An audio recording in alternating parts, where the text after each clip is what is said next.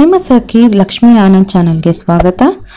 ಈ ವಿಡಿಯೋ ಕೆಳಗಿರುವ subscribe button ಅನ್ನು ಒತ್ತಿ ಪಕ್ಕದಲ್ಲಿ ಬರುವ ಬೆಲ್ ಐಕಾನ್ ಅನ್ನು ಒತ್ತಿ ನನ್ನ ಈ ವಿಡಿಯೋಗೆ ಲೈಕ್ ಮಾಡಿ ಮತ್ತು ನಿಮ್ಮ ಫ್ಯಾಮಿಲಿ ಫ್ರೆಂಡ್ಸ್ ಜೊತೆ ಶೇರ್ ಮಾಡಿ.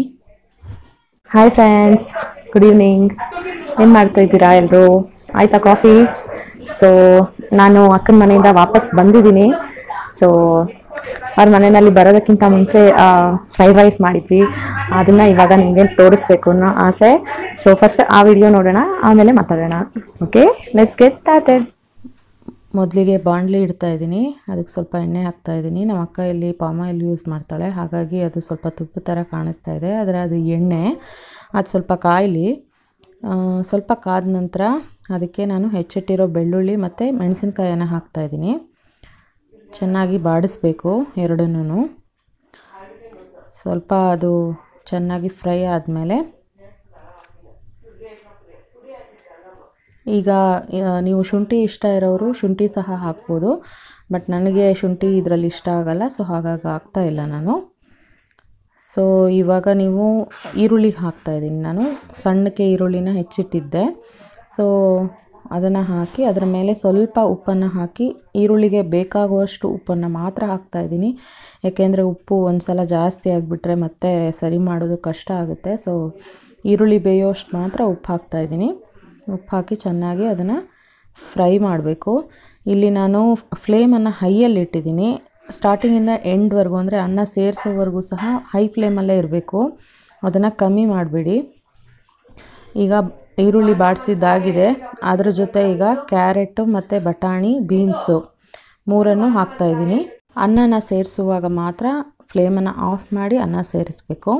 ಅಲ್ಲಿವರೆಗೂ ಹೈ ಫ್ಲೇಮಲ್ಲೇ ಚೆನ್ನಾಗಿ ಹುರಿಬೇಕು. ಇದೆಲ್ಲ ಇವಾಗ ಕಾಳು ಅಂದರೆ ಬಟಾಣಿ ಬೆಂದಿದೆ ಮತ್ತು ಕ್ಯಾರೆಟು ಸಹ ಬೆಂದಿದೆ, ಅಷ್ಟು ಬೆಂದರೆ ಸಾಕು.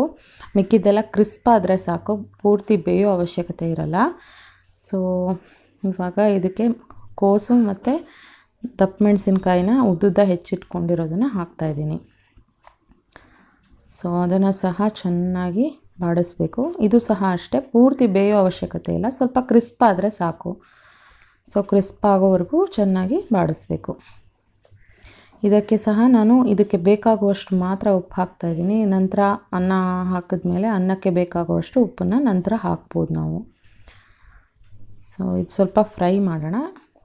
ಫ್ರೈ ಮಾಡಿದ್ಮೇಲೆ ಈಗ ಇದ್ರ ಮೇಲೆ ನಾನು ಮೆಣಸು ಹಾಕ್ತಾಯಿದ್ದೀನಿ, ಮೆಣಸಿನ ಪುಡಿಯನ್ನು ಸಹ ಅಷ್ಟೇ ನಿಮ್ಮ ಖಾರಕ್ಕೆ ಅನುಸಾರವಾಗಿ ನೀವು ಮೆಣಸನ್ನು ಹಾಕ್ಬೋದು. ಮೆಣಸಿನ ಪುಡಿಯನ್ನು ಅಂದರೆ ಪೆಪ್ಪರ್ ಪೌಡರ್, ಕಾಳು ಮೆಣಸಿನ ಪುಡಿ. ಸೊ ಅದನ್ನು ಸಹ ನಿಮಗೆ ಅವಶ್ಯಕತೆ ಎಷ್ಟಿದೆಯೋ ಅಷ್ಟು ಹಾಕ್ಬೋದು. ಇದು ಸೋಯಾ ಸಾಸ್, ಅದರ ಮುಚ್ಚಳ ತುಂಬ ಚಿಕ್ಕದಿತ್ತು ಬಾಟಲ್ದು, ಸೊ ಹಾಗಾಗಿ ಅದರಲ್ಲಿ ಒಂದು ಮುಚ್ಚಳ ಹಾಕಿದ್ದೀನಿ. ನಾನು ಈ ಸೋಯಾ ಸಾಸನ್ನು ಯೂಸ್ ಮಾಡಿದೆ. ಇದು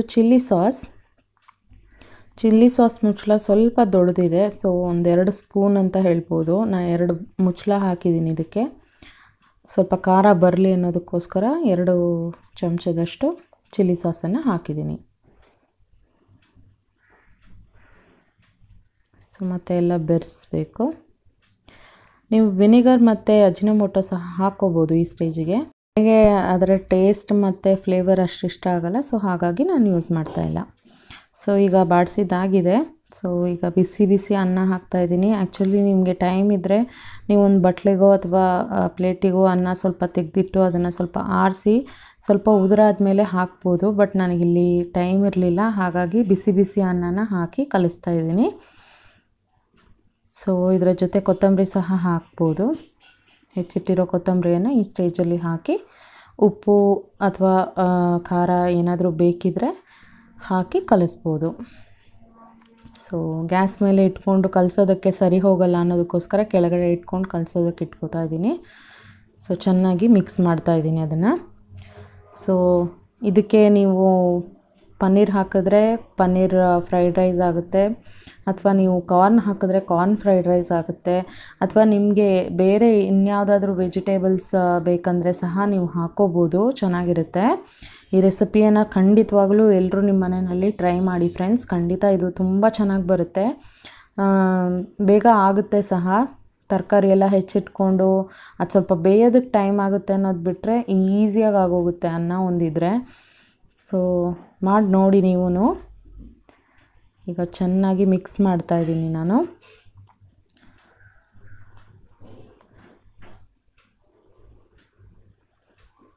ನಾನಿಲ್ಲಿ ತರಕಾರಿ ಸಹ ನಾನು ಜಾಸ್ತಿ ಹಾಕಿದ್ದೀನಿ. ಹೊರಗಡೆ ಸಿಗೋದ್ರಲ್ಲಿ ತರಕಾರಿ ಅಷ್ಟಿರಲ್ಲ, ಮತ್ತು ಕೆಲವೊಂದು ಕಡೆ ಫ್ರೈಡ್ ರೈಸೇ ಚೆನ್ನಾಗಿರಲ್ಲ, ಎಣ್ಣೆ ಜಾಸ್ತಿ ಹಾಕ್ತಾರೆ. ನಾವೇ ನಮ್ಮ ಮನೆಯಲ್ಲಿ ರುಚಿ ರುಚಿಯಾದ ಫ್ರೈಡ್ ರೈಸನ್ನು ತಯಾರು ಮಾಡ್ಬೋದು. ನಮ್ಮ ಫ್ರೈಡ್ ರೈಸ್ ರೆಡಿ ಇದೆ ನೋಡಿ. ನೀವು ಸಹ ಬನ್ನಿ ಸವಿಯೋದಕ್ಕೆ ನಮ್ಮ ಮನೆ ಫ್ರೈಡ್ ರೈಸನ್ನು. ತುಂಬ ಚೆನ್ನಾಗಿ ಕಾಣಿಸ್ತಾ ಇದೆ, ತುಂಬ ಚೆನ್ನಾಗಿದೆ.